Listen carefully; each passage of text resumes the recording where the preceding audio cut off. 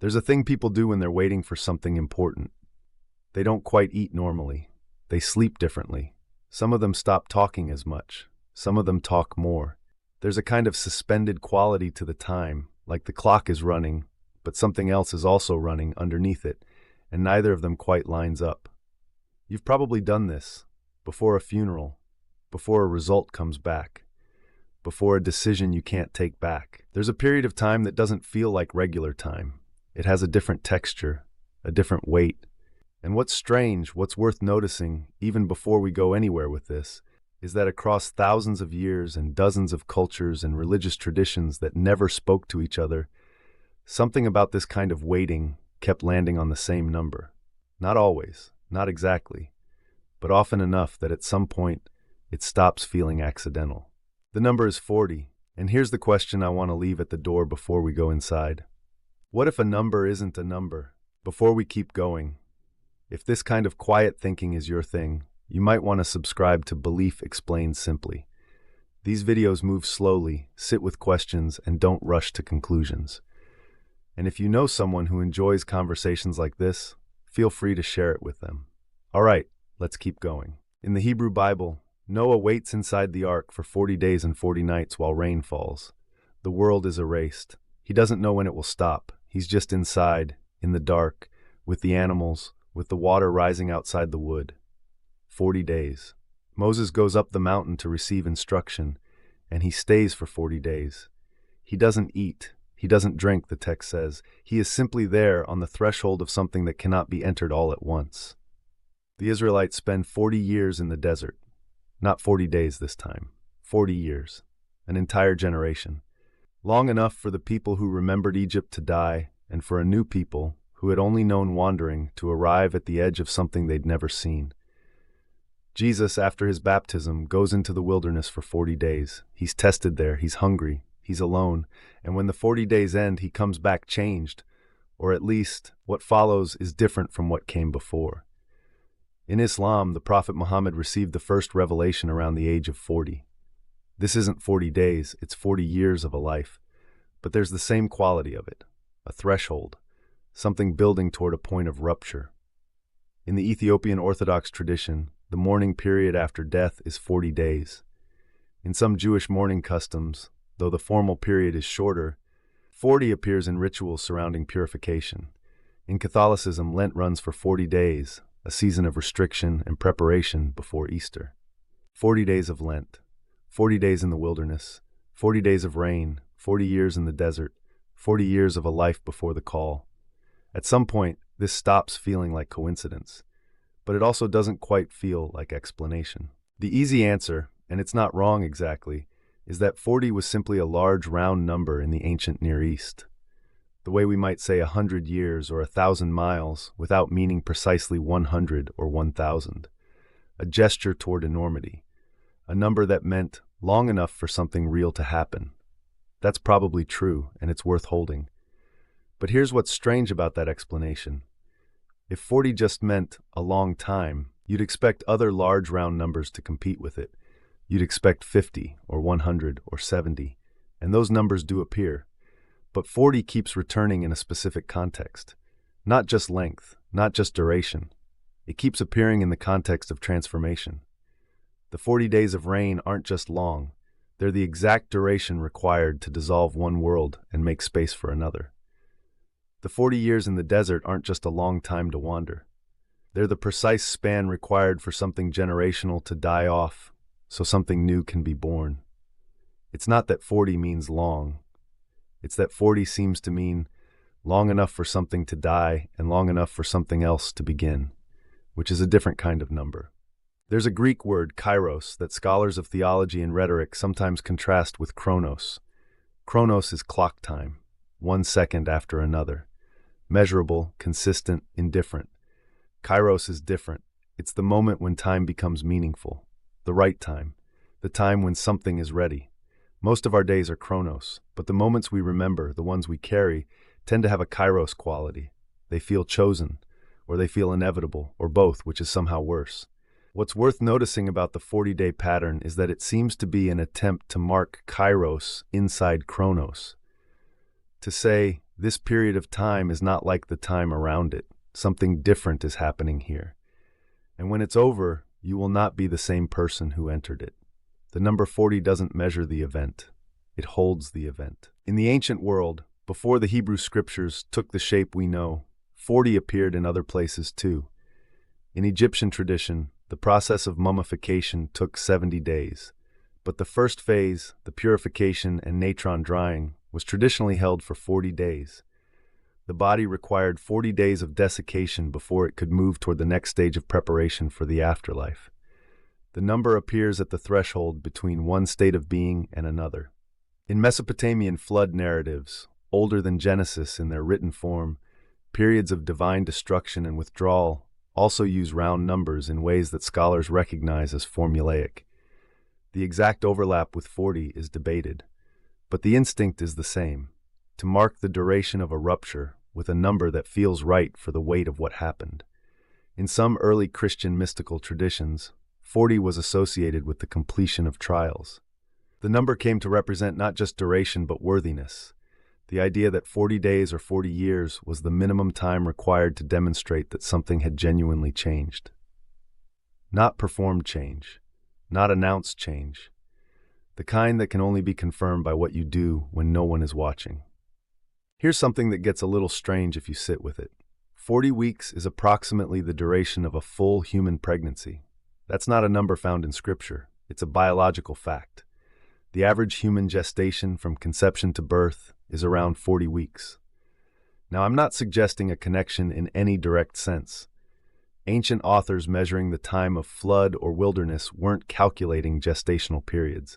And yet, the 40-week structure of human pregnancy is the biological archetype of something small, invisible, forming in darkness, requiring a specific and unhurried duration before it can enter the world. You can't rush a pregnancy. The waiting isn't passive. Something is actually happening inside the waiting that has no external form yet. And when the time is over, what emerges is not what went in.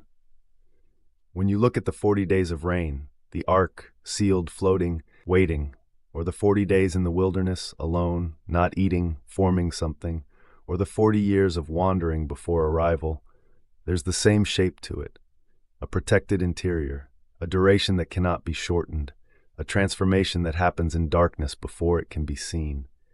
Whether the ancient writers knew this consciously, or whether they were drawing on something older than Scripture, a pattern felt in bodies before it was named in texts, is not something anyone can answer with certainty. But the shape is the same. There's a psychological concept that keeps reappearing in anthropology, in rites of passage studies, in religious anthropology. The anthropologist Arnold van Gennep described it in 1909. Victor Turner built on it decades later. It's called liminality. The liminal phase is the middle phase of transformation. You have left what you were. You have not yet arrived at what you will be. You are between. The word comes from the Latin limen, threshold. You are standing in the doorway.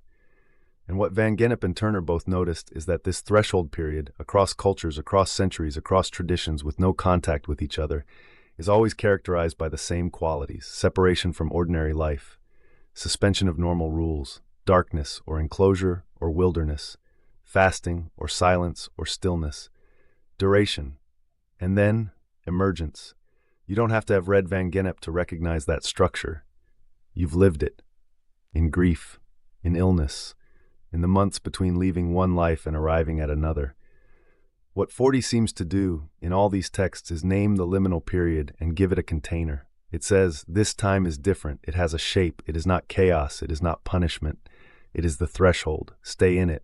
It ends.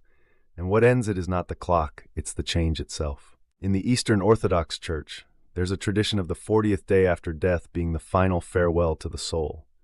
In many Orthodox cultures, Greek, Russian, Serbian, Ethiopian, the 40th day is when the family gathers again, when prayers are said, when something is formally released. The belief, roughly, is that the soul remains close to the world for 40 days after death, moving through the places it knew, saying its own kind of goodbye. Whether or not you hold that belief, there's something in the shape of it worth sitting with. 40 days is long enough for the sharp edges of grief to soften, barely. It's long enough for the first impossible absence to begin, slowly becoming the ongoing absence, for the person who was here to become the person who was here. The tradition isn't asking, has the grief ended? It's marking, something has changed, the soul has moved, and so have you. 40 days as grief time is not mysticism separate from psychology. It might be the oldest form of grief psychology we have. In Islam, there's a hadith tradition, not universal, debated in its interpretation, that suggests the human embryo is given its soul 40 days after conception. Or in some versions, after 40 days in the womb, the embryo takes its first human form. Again, approximately, biologically, this lines up with the embryonic period during which the basic human form becomes recognizable in a developing fetus.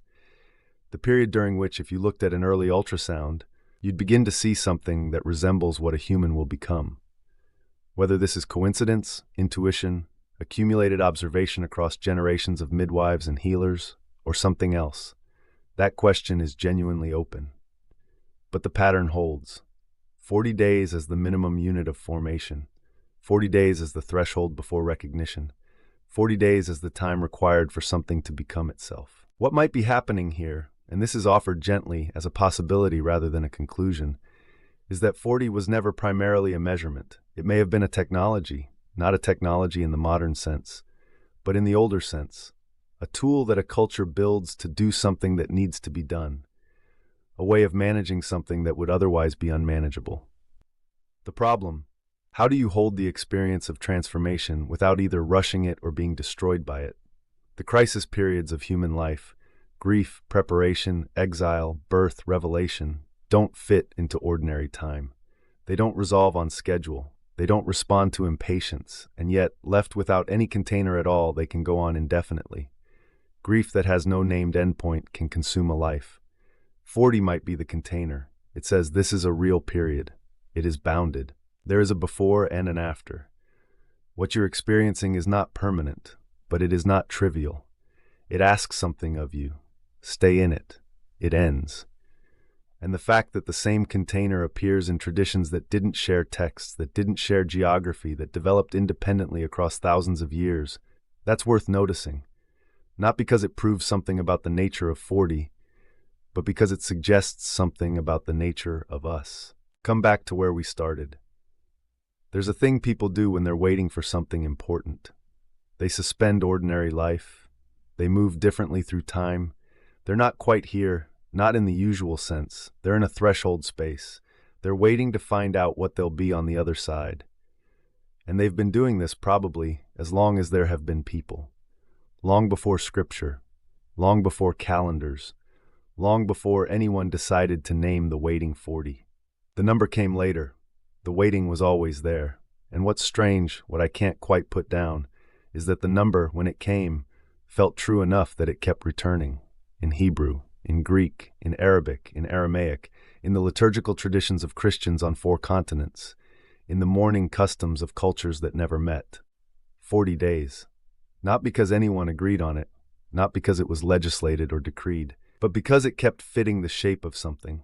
Something about how long the threshold takes, about how long it takes for a person to emerge from the inside of a change. And the question I find myself circling back to quietly is this: what does it mean that we already knew that? Before the texts, before the theology, before anyone wrote a number down. What does it mean that somewhere, something in us already knew how long the darkness takes? If this raised something for you, an agreement, a disagreement, a memory of your own 40 days, or just a question you didn't have before, you're welcome to leave it in the comments. Not an answer, just what this brought up. I do read them. And if this is the kind of thinking you want more of, slow, without conclusions, sitting with something rather than explaining it away, subscribe to Belief Explained Simply. Share it with someone who likes to think at night. It helps this channel keep going, and it means these conversations reach people who actually want them. Thank you for staying with this one.